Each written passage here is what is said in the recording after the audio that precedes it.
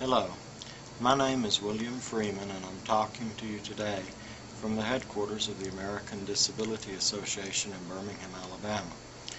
The American Disability Association has existed and performed functions to assist people with disabilities in the Americas since approximately 1991.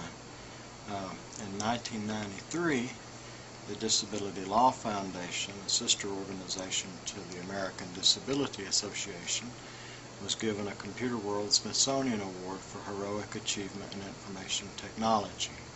Our organization was a United States Census partner in the years 2000 and we're a present census partner for the 2010 census.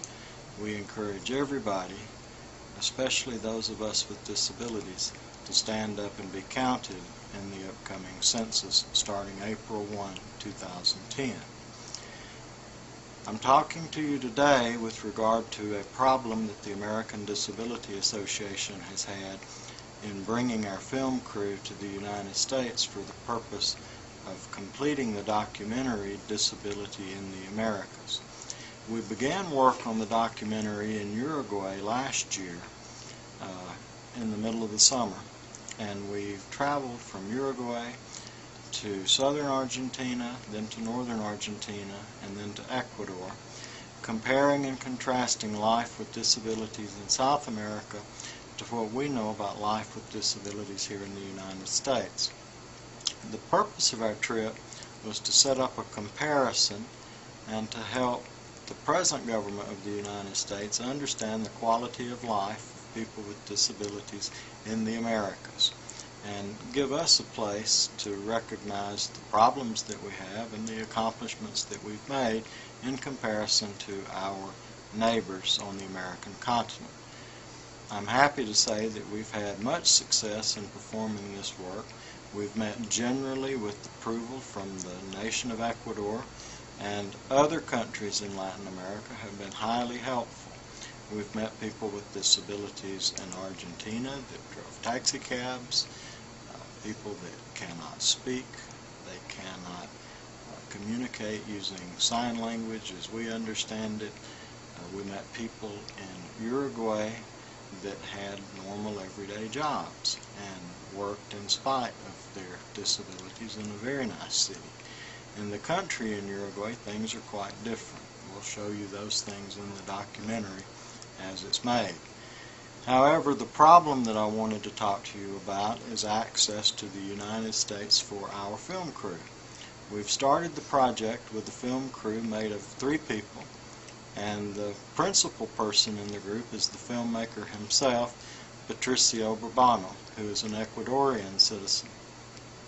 Patricio has been with us on this project since it began almost 2 years ago, the filming part of it, since that part began.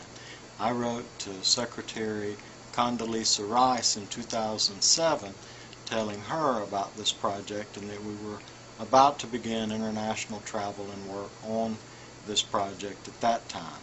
At that time and since that time, I've not received any correspondence from either Secretary Rice or Secretary Clinton, and we've only had problems in obtaining travel permits or visas for our filmmaker Patricio Burbano.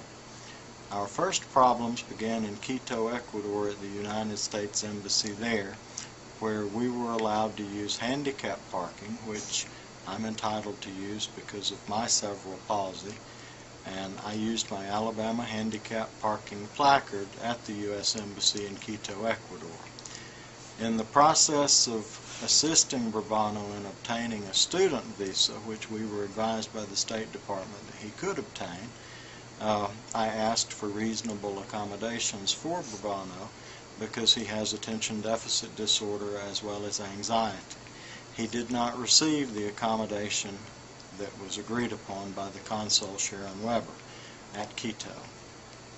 In addition to not receiving an accommodation when we left the embassy, the Consul Sharon Weber walked with us to the entrance of the embassy, where I pointed out to her what seemed to me to be several architectural barriers that would impact people with disabilities getting in and out of the U.S. Embassy, which is a new embassy in Quito.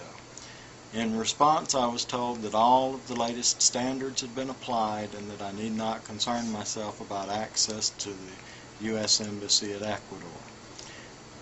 The consul left us, and Patricio Burbano and I walked back toward the car, which was in the handicap parking area. As we went through the handicap parking gate toward the handicap parking area, the guards of the embassy stopped us, told us we would not be allowed to pass that way, and showed me a hill and informed me that I should climb up that hill onto a public sidewalk. I was not allowed to exit any other way. I was forced by the U.S. guards at the U.S. Embassy in Quito to climb up that hill in spite of my cerebral palsy. There were no handrails. I was in a suit, as I am now, and it was in the heat. And by the time I got to the sidewalk, I was in substantial pain. I had to wait while Mr. Burbano, the filmmaker, walked around the entire embassy complex, back through the gate that we had entered in the car, obtained the car and brought it back and picked me up. I was discriminated against, abused, and in English, tortured, in Spanish, abusar, in Quito, Ecuador. This past week, Mr. Burbano made application in Buenos Aires, Argentina through Consul Alexander Delori at the U.S. Embassy in Buenos Aires for a permit to travel to the United States as a tourist business class.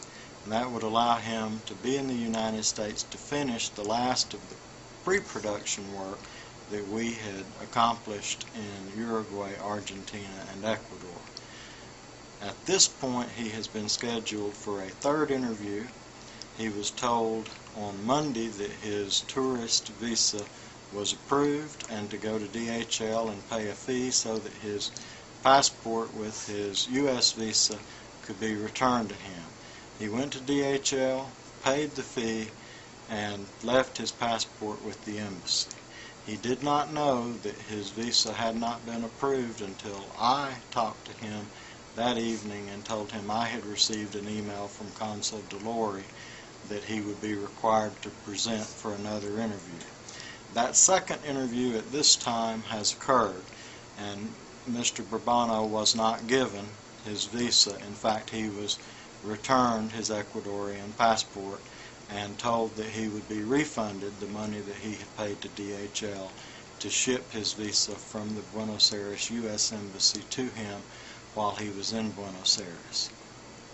This has significantly damaged the American Disability Association, and it has damaged our ability to provide services to our constituencies across the American continent. And we're making this video and putting it on YouTube so that those of you that want to know the status of this case can. Mr. Burbano has been scheduled for a third interview. They've asked him questions regarding his U.S. wife. They've asked him questions regarding his relationship with me that would make the relationship seem unseemly or untoward.